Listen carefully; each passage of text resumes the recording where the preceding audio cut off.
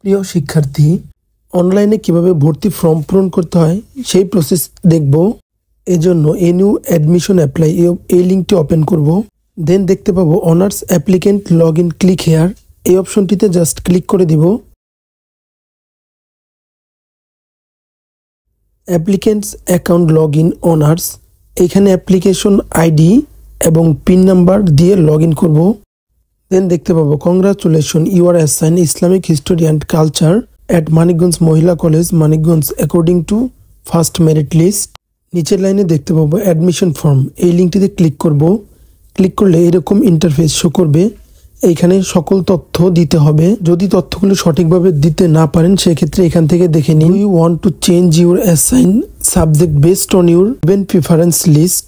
এইখানে মাইগ্রেশন, যদি আপনি চেঞ্জ করতে চান তাহলে ইয়েস দিবেন, আর যদি চেঞ্জ না করতে চান তাহলে নোতে ক্লিক করবেন। অর্থাৎ আপনার মেরিট লিস্টে যেই সাবজেক্টটি এসেছে সেই সাবজেক্টটি যদি একই রাখতে চান জাস্ট নোতে ক্লিক করুন, আর যদি সাবজেক্টটি পরিবর্তন করতে চান তাহলে ইয়েসে ক্লিক করুন।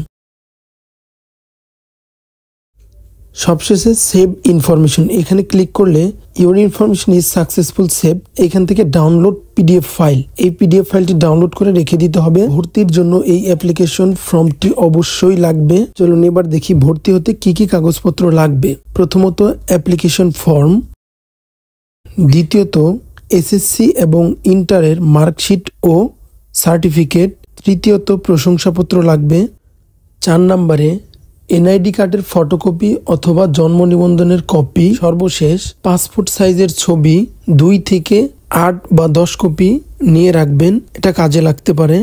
ভর্তির ক্ষেত্রে এই সকল কাগজপত্র অবশ্যই লাগবে। সর্বোপরি বিভিন্ন কলেজে বিভিন্ন রকম তথ্য সংগ্রহ করে থাকে, এজন্য এইচএসসি এবং এসএসসির জন্য রেজিস্ট্রেশন কার্ড, অ্যাডমিট কার্ড এগুলো সাথে নিয়ে গেলেও ভালো হবে।